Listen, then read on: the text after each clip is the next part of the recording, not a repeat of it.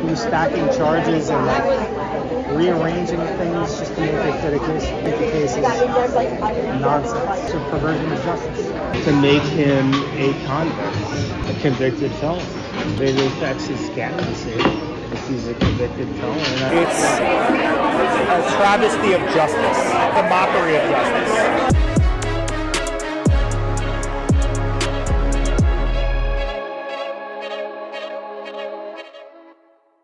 Let me be clear about something on the outset. The person you'll be watching today is not the bad guy here.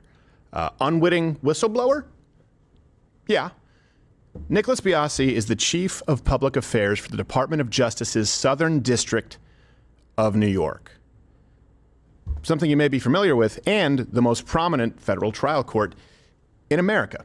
Those felonies did nothing to stop Trump from running. No, in fact, they made him more relevant. Did that backfire? Sure did. And the whole thing is disgusting. They're just out to get him. And that's why I like the surging of the focus. It's a perversion of justice. He was stacking charges and rearranging things just to make it fit a case. No, to be honest with you, I think the case is nonsense. State levels are Wild West. They're like idiots. They don't care. They're all political. So yeah, this guy's probably going to try to lock him up, and it's going to be ugly. They're so obsessed with getting him. Who is they? Alvin Bragg, yeah, who I've known for 15 years. He used to work in my office. Before he decided to prosecute Trump, did you know who he was? You do now. I'm not sure what he wants to be, but I know he's not happy just being the DA of New York County. So Alvin's very ambitious. Every real estate person in New York does what he did. Nobody's ever been charged with this until him. Mr. Biasi is just saying the quiet part out loud. The part that unfortunately matters. Lawfare? Yes. Why? Because Biasi openly says so. The ones from Alvin Bragg are a particular perversion of justice. How do you know? Because Biasi says so, and he's known him for 15 years. Election interference? At this point, is there any doubt? Are those even actual felonies? Because I was pretty sure that... No, he was stacking charges and rearranging things just to make it fit a case. No, to be honest with you, I think the case is nonsense. Every real estate person in New York does what he did. Nobody's ever been charged with this until him. And that's why I like the surging of the focus. It's a perversion of justice. Those felonies did nothing to stop Trump from running. No, in fact, they made him more relevant. Did that backfire? Sure did. And was that Alvin Bragg's choice to do that? Or why? Because Alvin's very ambitious. What do you mean? He wants to be, something. I don't know what. Mayor. I'm not sure what he wants to be, but I know he's not happy just being the DA of New York County. So this is before he decided to prosecute Trump, did you know who he was? You do now. What was the point of even doing it then? To make him a convict. To make him what? A convicted felon. What if he can still run for presidency and... Yeah, but it affects his candidacy if he's a convicted felon. I was trying to count who else, because I was like, I wonder how many are against him. I think it's called lawfare. Yes. That's what I've gathered from that. That is what they call it. So how does this even happen? How can it happen? How can the local and state level courts try President Trump with more ease and less red tape than the federal courts? That doesn't seem right to the uninitiated, but you are the uninitiated. Good thing Biasi isn't. I mean, at the federal level where I work, there is a 90-day rule where you can't make any decisions on cases that are going to affect an election. That rule does not apply at the state level because the state level is like the Wild West. They're like idiots. They don't care. They're all political. So yeah, this guy's probably going to try to lock him up, and it's going to be ugly. They're so obsessed with getting him. Who is they? How do they get away with that? It's a different system. Like the state level and the federal level are like night and day. It's hard to explain, but like there are so many more rules in the federal level, and they're like the threshold for a crime is so much higher. Like I said, like the state level is like the Wild West of law. It's like very, for lack of a better term, unregulated.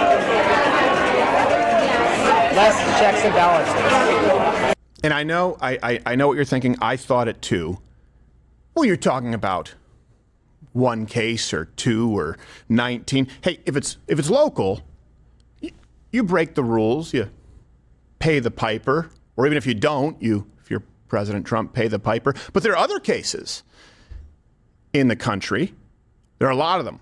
Where there's smoke, there's fire, right? What about the Georgia electoral interference case, right, that Donald Trump is currently having to face under Fani Willis, right, the Fulton County District Attorney, who was caught having an affair with the special prosecutor Nathan Wade. So is that the strategy against Trump? Just hit him with all the legal battles all across, like the 100%. Fani Willis, Georgia stuff. What do you think about that case? It's a travesty of justice.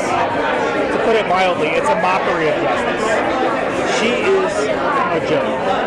Like her and her boyfriend she was seeing, the whole thing is disgusting. They're just out to get him. I guess at this point, the only argument left is why should you trust anything Biasi has to say? Let me make the case. Biasi is an expert. He has firsthand knowledge and experience. And despite how the media is going to try and spin this, he is kind of an authoritative voice as the chief of public affairs for the Department of Justice's Southern District of New York. This man knows the players, he knows the game, and he knows that it is rigged. Who's that? Alvin Bragg, yeah, who I've known for 15 years. He used to work in my office. So here's us, here's Alvin, he's county level, and he decided to do the case. Yeah. And Michael Cohen was their star witness who we prosecuted. Okay. You know who he is? That guy's psycho. He calls me. And he records what does he want with you? He's like, he's got this thick New York accent. He's like, is this Nicholas Biaggi, the chief of public affairs? And I'm like, yeah, this is me. He's like, this is Michael Cohen. Why won't you guys,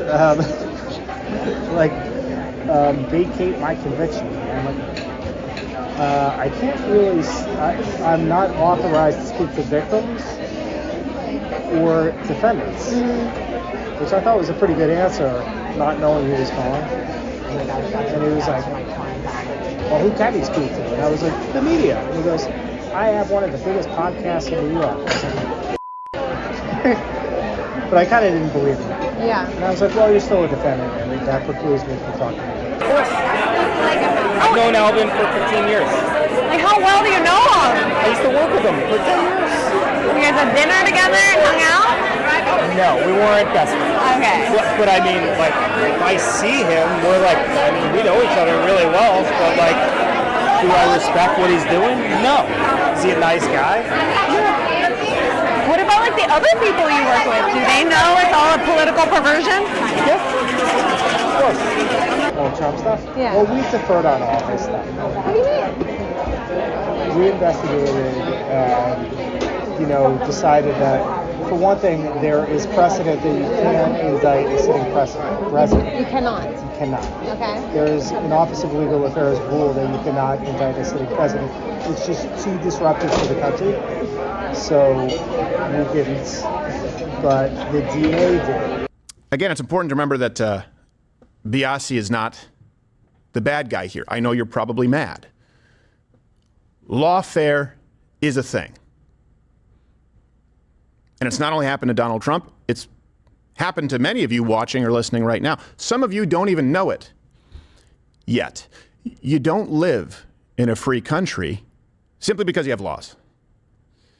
You only live in a free country if the laws are applied equally. Otherwise, the law is not a tool to protect a free people.